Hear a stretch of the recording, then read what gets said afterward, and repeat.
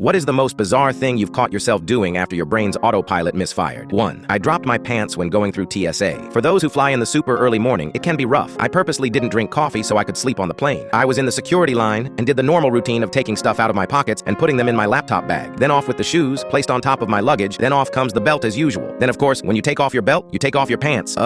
Nope, damn it. I put them back on and WTF'd for a moment as I finished up in security. Luckily, not that many people fly at 4:30 a.m. 2. I picked up my toothbrush to brush my teeth, but I also had the urge to piss, so I obviously tossed my toothbrush into the toilet. 3. Cup of coffee in the left hand, phone in the right hand. Go to my room, take a sip of my phone, and throw coffee on the bed. 4. I tried to mail my buddy a check, and it had been a while since I mailed anything. Long enough to forget how mail works, apparently. What I did was I wrote my name and address in the center, and his name in the upper left-hand corner. The letter then got returned to me. But still, my first thought wasn't, whoops, I failed at mailing this check. Instead, it was, well, I guess this stamp is old and the price of stamps went up. So I put another stamp on it and sent it again, to myself, again. My mailman must think I'm retarded.